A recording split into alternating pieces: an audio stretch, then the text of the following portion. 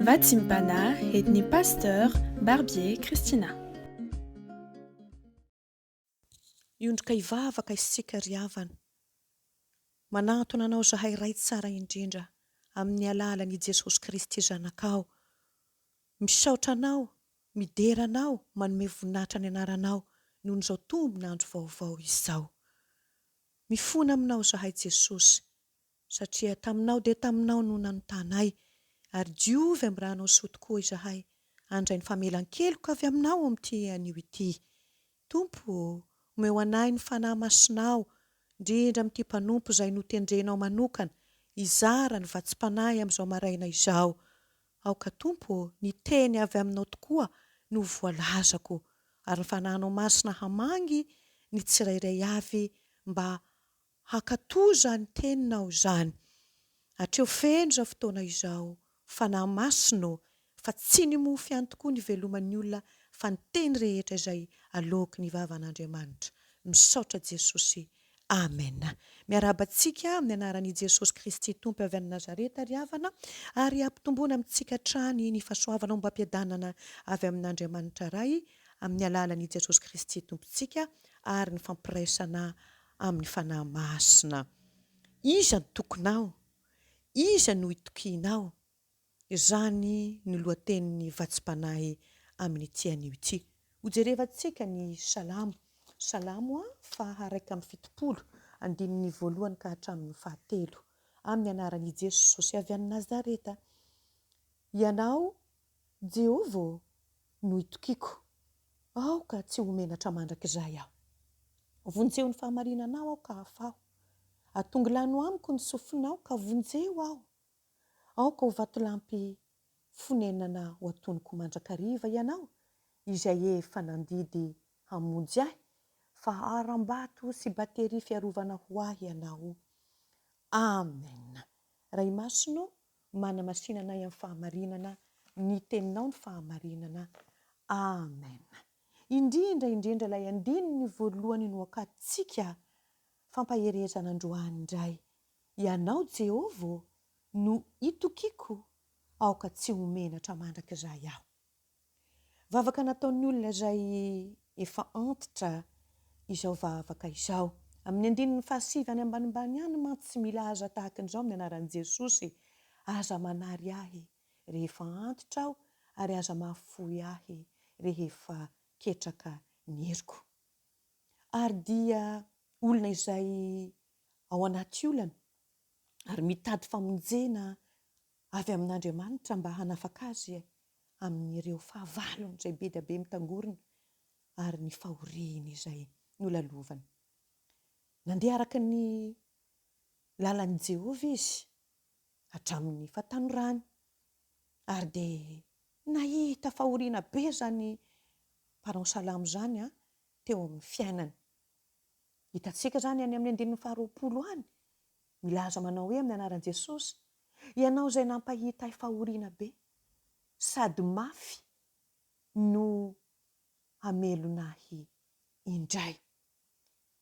Dia izany no niazonany mafy hatrany, ny finoany riavana, ny fatokiany an'Andriamanitra tao anatin'izany zavatra sarotra nolalovany izany.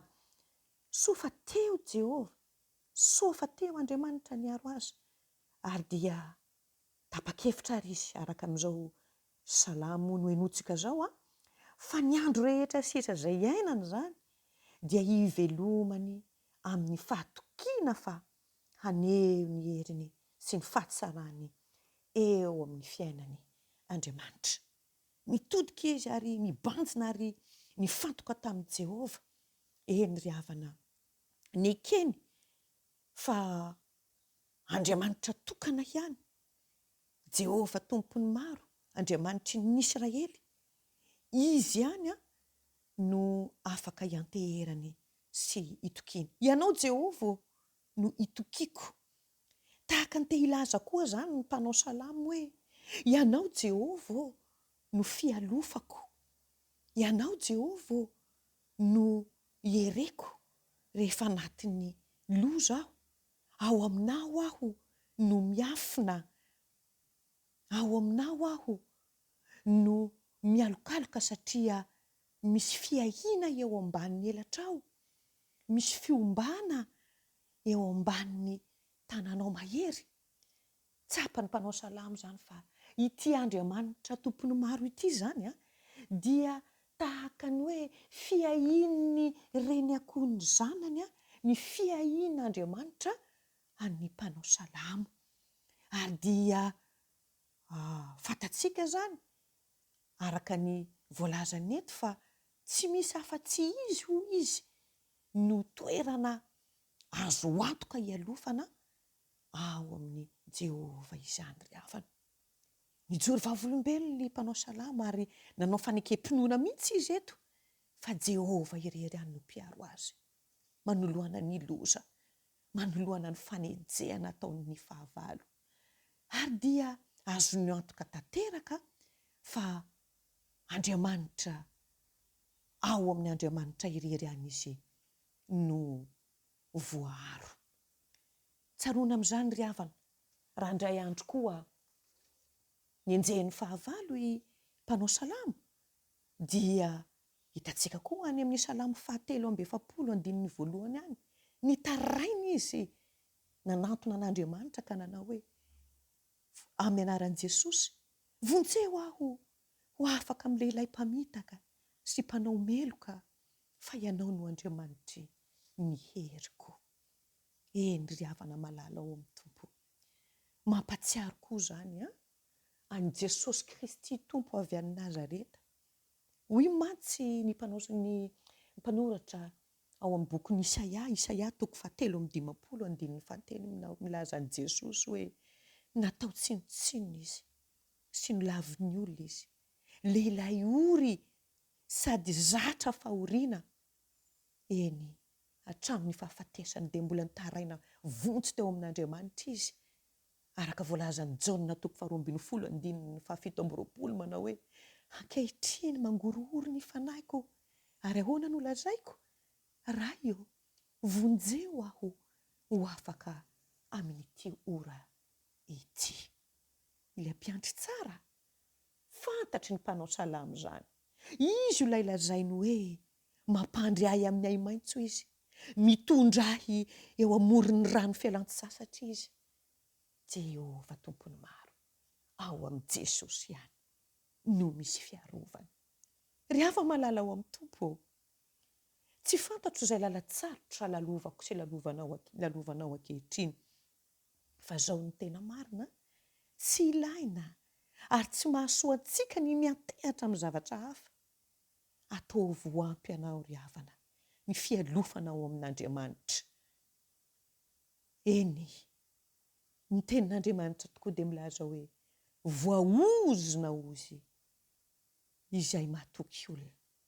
Aoka hiankina amin'Andriamanitra itsika, aoka hiantehatra tanteraka amin'Andriamanitra itsika manoloana an'ireny ady ireny. Fa tena mpiaro anie ary fialofan'Andriamanitra Jesosy Tompo. Raha alohan'ny niakatra any an-danitra izy dia nampahery ny mpianatra satria dia fantany fa ireo mpianatra ireo dia tsy maintsy hiara-ny mangidy indrindra fa nanome teny mamy fahatokiana ny tompo nanao hoe indro aho momba anareo mandraka rehefa ambara-pahatonga ny fahataperana izao tontolo izao. Ny fanontaniana ary mipetraka amiko sy aminao, manao ahoana ny fahatokiana ao an'Andriamanitra manoloana an'io adinao io? Manao ahoana ny fahatokiana ao an'Andriamanitra manoloana an'io olana sy fisedrana izay rehetra lalovanao io? Anio ny Tompo. Mba te-hampafantatra antsika ihany koa fa ny mpanao salamo dia tsy niankina afa-tsy tamin'ny irery ihany, dia tamin'ilay mpanjaka ny mpanjaka, tompony Tompo Andriamanitra mahery izany. Tsy homenatra mandrakizay aho izy, tsy homenatra mandrakizay aho hoy ny mpanao salamo. Eny ry havana, ny mpanao salamo izany dia nitalao izy ary dia tena hoe nitady famonjena mafy teo amin'Andriamanitra. Aoka tsy homenatra aho. Izany hoe metezanao Andriamanitra hiaro sy hombay ary hanafaka an'ity mpanomponao. ny talao izy mba hanehoan'Andriamanitra ny fahalebiazany sy ny voninahiny eo amin'ny fiainany manontolo ry havana. Noho izany dia ny talao izy manoloana ny etraketraka sy ny fanenjehana izay ataony ratsy fanahy. Eto ny mpanao salamo dia niantso an'Andriamanitra mba tsy ho tonga fiomehezana ny tenany, fiomehezan'ny hafa izany ny manodidina azy, mba tsy ho tonga latsain'ny mpankahala ny tenany noho ny fanarahany an'Andriamanitra. Eny ry havana, nangataka tamin'Andriamanitra mpanao salamo mba hamarinina izany finoana atao anatin'izany, mba nijoro vavolombelona koa izy eto ary nirehare fatratra fa Andriamanitra no mpamonjy azy.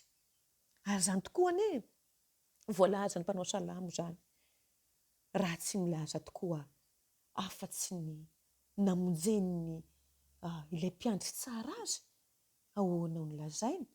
Eny tokoa fa soavana sy famitram-po no hanaraka ahy amin'ny andro rehetra iainako dia hitoetra ao an-tranon'ny Jehova andro lava aho. Salamo 3:20 ihany. Ry havana malala, andeha koa isika ry havana mba hanamafy ny fangatantsika amin'Andriamanitra fa izy no manafaka antsika amin'izay mety ho latsa ataony hafa, amin'izay mety ho eso na fanarabiana na fanenjehana ataony tsy matahotra an'Andriamanitra. Aoka koa isika ry havana hino sy hanaiky fa afaka maneho ny voninahiny amin'ny fiainantsika manontolo Jesosy Kristy mba hampiaiky ny maro ry havana fa manompo Andriamanitra velona ary tena mpamonjy marina isika. Ny azontsika atao dia ndao indra amintsika mitononkirany mpanakato iray manao hoe: eso latsa tsy ahoako fa nio mpanomponao no zavatra kendreko, raiso re ny zanakao. Tsy homenatra mandrakizay aho, tsy homenatra mandrakizay aho. Izany hoe mandrakizay zany dia maharitra hatramin'ny farany. Aoka tsy homenatra aho na oviana na oviana. Izany hoe tsy fahamenarana ataontsika hoe mandalo fotsiny izany na miserana, fa tsy manam-pahataperana izany, tsy fananan'ny mpanao salamo fahamenarana izany. Eny ry havana, tsy hisy fitsaharana na fahataperana fa ho eo hatrany Andriamanitra hiahy azy, hiaro azy ary dia tsy homenatra velively izy. Tsy ho lany ritra izany ny fomban'Andriamanitra, ny fitiavan'Andriamanitra azy ary tsy mandalo fotsiny izany fa manaraka azy hatramin'ny fofinainy. Eny, mpanao salamo dia vonona hiaraka amin'Andriamanitra ary izy noho izany teny vavolombelona no lazainy izany. Vonona hiaraka amin'Andriamanitra hatramin'ny farany izy izany no hita eto. Ary dia nanao voady izy ry havana fa ny fatokinan'Andriamanitra izany dia hitoetra koa tsy hanam-pahataperana, hitoetra hatrany n'inon'inona zava-mitranga, n'inon'inona zavatra miseho amin'ny fiainana ary dia hijoro hatrany izy satria fantany fa Andriamanitra miaraka aminy. Azany nahatonga azy any amin'ny andinin'ny 410 ho vakiantsika amin'ny anaran'i Jesosy ange izany, fa izao kosa ozy hanantena mandrakariva ary hitombo lalandava ny fiderako anao. Ry havana malala ao amin'ny Tompo, antsoy ny tenin'Andriamanitra ary isika amin'ity anio ity mba hihatsara isan'andro isan'andro, hiavao isan'andro ny fahatokisika an'Andriamanitra. Ka amin'ny andro rehetra iainantsika ry havana dia izao aoka hakatoavintsika isan'andro isan'andro ny tenin'ny Tompo izay milaza amintsika tokoa manao hoe: aza matahotra fa momba anao aho, aza mierikerika foana fa izaho no Andriamanitra aho. An'Andriamanitra rery no voninahitra ho tahiana ny teny. Aleloia. Amen. Ivavaka isika. Misaotra Jesosy amin'ny teninao. Tahio izany teninao izany mba hampahery anay hatrany, indrindra raha anatin'ny ady sarotra sy fanenjehana ary fahoriana be izahay. Mahatoky ny teninao fa tsy miverina aminao raha tsy efa nanasoanay ianao. Misaotra Tompo malalaka ho deranay mandraka izay ny voninahitra ao. Aleloia. Amen.